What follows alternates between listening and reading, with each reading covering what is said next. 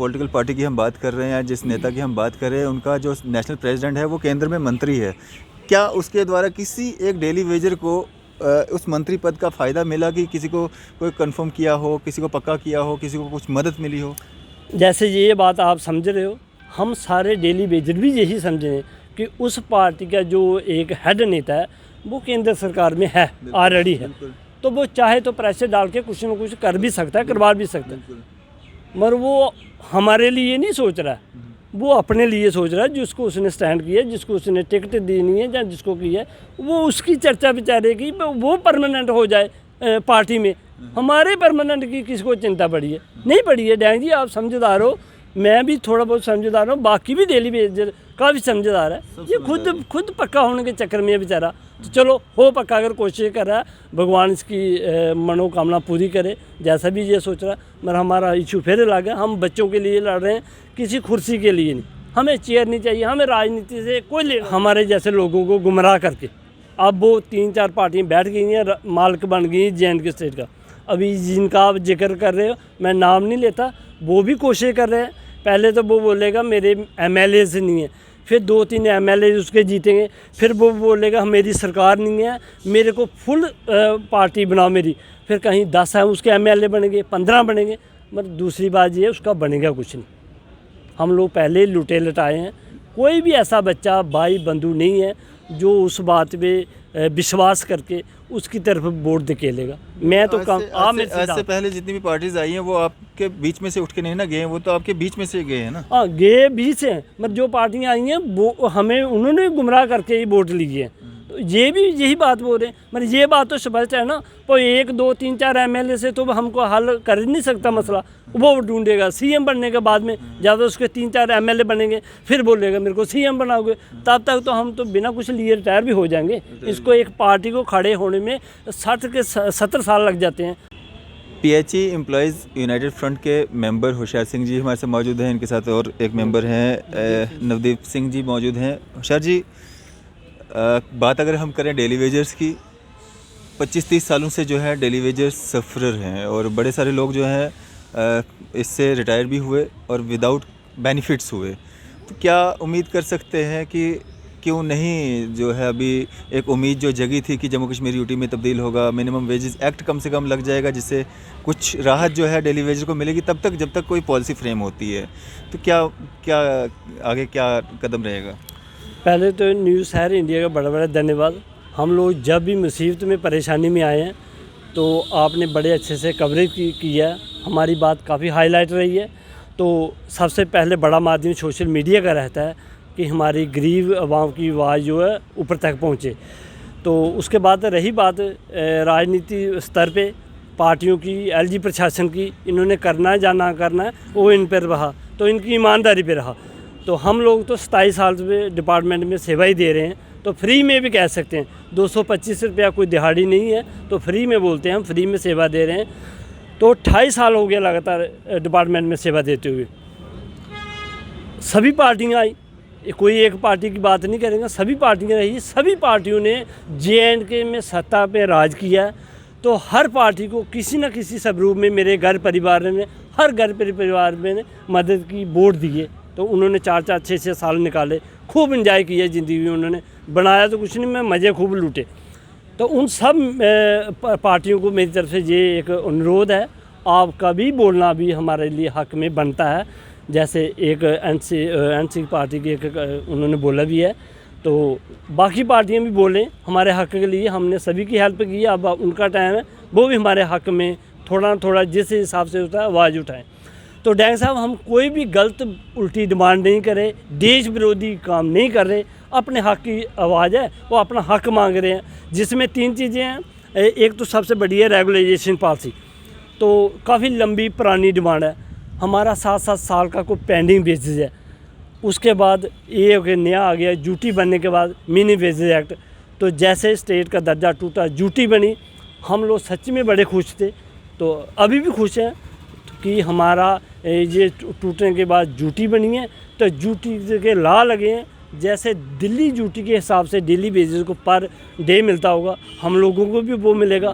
तो हम भी अच्छी शान से ज़िंदगी जिएंगे, अपने बच्चों का पालन पोषण अच्छे ढंग से करें। मगर ऐसा लगता है वही टैग नया है, माल वही पुराना, हमारे साथ हुआ फिर धोखा ही है। अपने लिए इन्होंने कुछ चेंज किया हो सकता है, मगर डेली वेजर की हालत आज भी वहीं की वहीं है। मैं और बुरी कह सकता हूँ, महंगाई के हिसाब से महंगाई उस टाइम से आज तक बढ़ी है, मगर वो 700 का वैल्यू घटा ही घटा है। तो हमारी परेशानियाँ बढ़ी हैं, बच्चों की क्लासें बढ़ी हैं, तो मिला कुछ नहीं। प्रशासन उनका रहा, बाकी गवर्नमेंट को रहा था कि ये ड्रामेबाजी करते हैं। जहाँ एलजी साहब रहे हैं, जो विकास पुरुष के नाम से जाने जाते हैं, उन्होंने भी हमारे साथ धोखा किया है।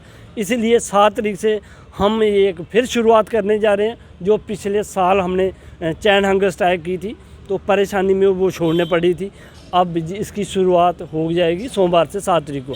उसके बाद जैसे जैसे टाइम आगे बढ़ेगा, इसकी प्लान और टेक्निक चेंज होती जाएगी।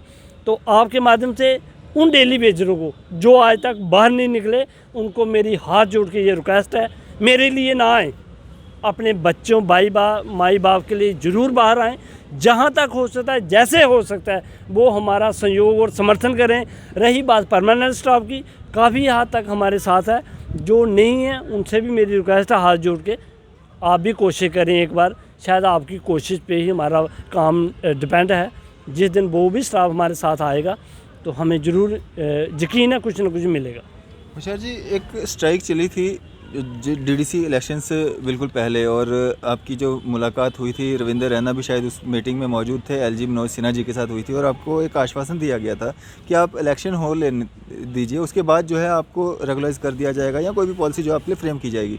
और डीडीसी इलेक्शन का जो मैनिफेस्टो था, खासकर भारतीय जनता पार्टी का, उसमें सीरियल नंबर 12 में जो है वो भी कहा गया था कि आपको जो है डेली वेजेस को पक्का कर दिया जाएगा। लेकिन अब लगभग काफ़ी समय हो चुका है, आपने कभी कोशिश नहीं की एलजी साहब से हम फिर से मीटिंग करें, उनसे मिलें, उनसे पूछें कि हमारा ये उस मांग का क्या हुआ?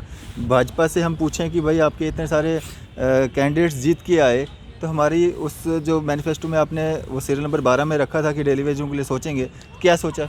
मैंने आपको बोला ना, टैग नया। तो दूसरी बात ये है, कवरिंग लिफाफा नया है। राजनीतिक पार्टियां वही हैं, सेम ही हैं। पिछली ने भी हमें लूटा और गुमराह किया, बेवकूफ़ बनाया, बोल लिए। इन्होंने भी वही काम किया फिलहाल आज तक। हमारे साथ वादे भी किए, एलजी साहब भी साथ भी बिठाया, आपका काम हो जाएगा। डीडीसी की इलेक्शन है, इस वक्त कोड ऑफ कंडक्ट लगा हुआ, हम आपको कुछ दे नहीं सकते। जैसे ही ये ख़त्म होता है, तो हमारी पार्टी डीडीसी मेंबर जीते हैं, तो आपके लिए अच्छी और गुड न्यूज़ रहेगी। तो हम लोगों ने भी सोचा शायद पार्टी नहीं है, बंदे नहीं हैं, तो जो कोशिश हमसे बनती होगी हम भी करेंगे, तो ताकि हमें भी बच्चों को इंसाफ मिलेगा। मगर हुआ वही, माल पुराना तो टैग नया, पैकिंग नहीं, तो मिला कुछ नहीं, धोखे के अलावा और कुछ नहीं मिला। इसलिए हम फिर रोडों पे आ रहे हैं। शर्म वाली बात है, पार्टी के लिए भी तो एलजी साहब के लिए भी। अगर उन्होंने अपनी बात पे जो बोली थी हमारे साथ, उसको इम्प्लीमेंट नहीं किया, हमारे लिए धोखे की बात है, उनके लिए शर्म वाली बात है कि जैसे राजनीति पार्टियाँ बाकी वाली करती थी हमारे साथ, इन्होंने भी वही किया। मगर हमने कोई भी गैर जुर्माना काम नहीं किया, कोई देश विरोधी काम नहीं है, कहीं पत्थर नहीं मारे, देश के खिलाफ कोई नारा नहीं लगाया। सिर्फ 28 साल से डिपार्टमेंट में सेवा दे रहे हैं। 10% है परमानेंट स्टाफ है, बाकी आप जहाँ भी जाओ, पहाड़ी एरिया में चले जाओ, बर्फ़ में चले जाओ, हमारे डेली बेजर काम कर रहे हैं। तो दिन रात वो सेवा दे रहे हैं। उसी के आधार पे हमारे अफसरशाही जो है 1.5 लाख 2-2 लाख रुपये तनख्वाह ले रहे हैं। मगर जब हमारी बात आ जाती है, तो शायद इनका दिमाग काम करना बंद कर जाता है। पर इन लोगों को भी कुछ रिलीफ मिलना चाहिए। तो मजबूर होके फिर खड़े हैं। अब डांग भी चलेगी, मार भी खाएंगे, जो कुछ होगा करेंगे, रह के संविधान के दायरे में, खिलाफ, देश के खिलाफ नहीं जाएंगे। अपने हक जितना हो सकता है, रोड ब्लॉक, पानी ब्लॉक, जो भी होगा वो जरूर करें। इससे पहले आपने कोशिश नहीं की कि एलजी साहब, क्योंकि हमारे जम्मू कश्मीर की सबसे बड़ी कुर्सी पे बैठे हुए हैं, उनसे दोबारा से एक बार बात हो सके या उनसे जानने की कोशिश करें आखिर क्यों इसको डिले किया जा रहा है? हमारी बड़ी कोशिश रही। इसमें एक आधी दफ़ा रविंदर रैना जी से भी मिले, उन्होंने भी बोला मैं कोशिश करता हूँ उनसे मिलने की। तो बहुत बड़ी चेयर है, मुझे नहीं लगता हम लोगों को रास्ते पे चल के कहीं वो मिल जाएंगे। हाँ, मजबूर होना पड़ेगा। अगर हम पानी बंद की कॉल करेंगे, पानी बंद रहेगा, जैसे बिजली वालों ने बिजली बंद की, तो तब वो उनका टाई अप हुआ। हमें भी उसी रास्ते पे वो दिखे रहे हैं, भाई ये रास्ता है आपका हमारे साथ आने के लिए। पानी बंद करो, रोड बंद करो, फिर मैं आऊँगा आपके साथ बात करने के लिए।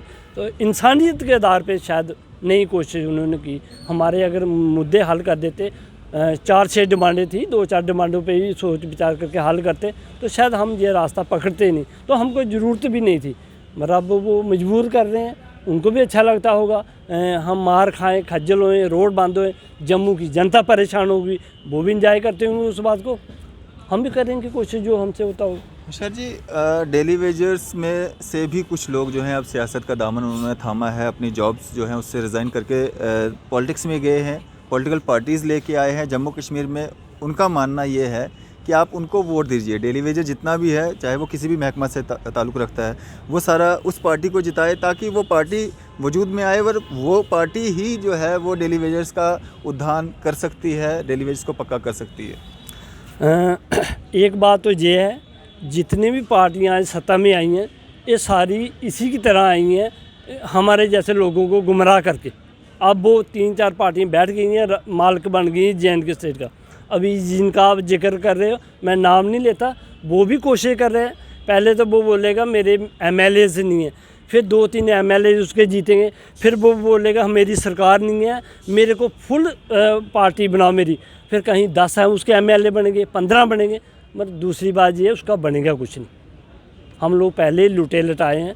कोई भी ऐसा बच्चा भाई बंधु नहीं है जो उस बात पे विश्वास करके उसकी तरफ वोट धकेलेगा। मैं तो कम ऐसे पहले जितनी भी पार्टीज आई हैं वो आपके बीच में से उठ के नहीं ना गए हैं, वो तो आपके बीच में से गए हैं ना। हाँ, गए बीच से, मतलब जो पार्टियां आई हैं वो हमें उन्होंने गुमराह करके ही वोट लिए हैं। तो ये भी यही बात बोल रहे हैं, मतलब ये बात तो स्पष्ट है ना। तो 1-2-3-4 MLA से तो हमको हल कर ही नहीं सकता मसला।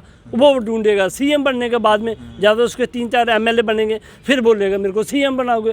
तब तक तो हम तो बिना कुछ लिए रिटायर भी हो जाएंगे। इसको एक पार्टी को खड़े होने में 60 के 70 साल लग जाते हैं, फिर जाके उसके 5 या 10 नुमाइंदे बनते हैं। ऐसे ही हज़ारों पार्टियाँ JNK में है जिसके 2 या 3 या 4 MLA बनते हैं।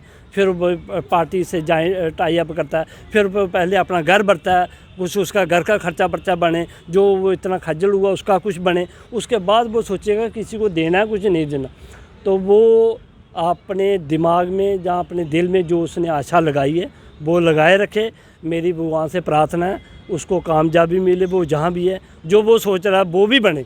मगर हमारा जो रास्ता थोड़ा अलग है, वो मेरा भाई लगा रहा है जिस काम में सोच रहा है करे। आपने क्योंकि आप मार्केट में रहते हैं, आम लोगों के बीच में रहते हैं, आपने कहीं पे सुना कि जिस पॉलिटिकल पार्टी की हम बात कर रहे हैं या जिस नेता की हम बात कर रहे हैं, उनका जो नेशनल प्रेसिडेंट है वो केंद्र में मंत्री है। क्या उसके द्वारा किसी एक डेली वेजर को उस मंत्री पद का फ़ायदा मिला कि किसी को कोई कंफर्म किया हो, किसी को पक्का किया हो, किसी को कुछ मदद मिली हो? जैसे ये बात आप समझ रहे हो, हम सारे डेली वेजर भी यही समझ रहे हैं कि उस पार्टी का जो एक हेड नेता है वो केंद्र सरकार में है, ऑलरेडी है। तो वो चाहे तो प्रेशर डाल के कुछ ना कुछ कर भी सकता है, करवा भी सकता है। मगर वो हमारे लिए नहीं सोच रहा है, वो अपने लिए सोच रहा है। जिसको उसने स्टैंड किया, जिसको उसने टिकट देनी है या जिसको की है, वो उसकी चर्चा बेचारे की वो परमानेंट हो जाए पार्टी में।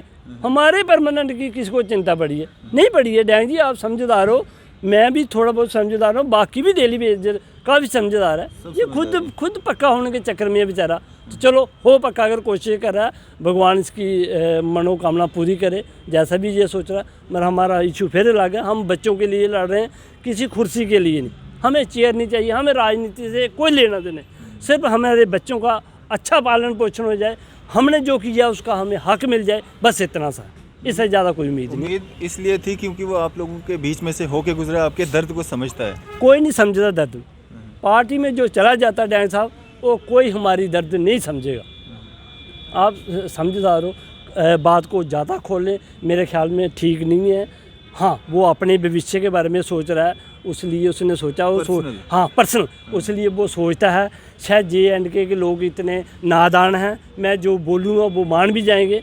बड़ी अवेयरनेस JNK की जनता बड़ी अवेयर है, बहुत अवेयर है। अभी गवर्नमेंटों ने और भी कर दी है, अब ऐसा कुछ होने वाला नहीं है।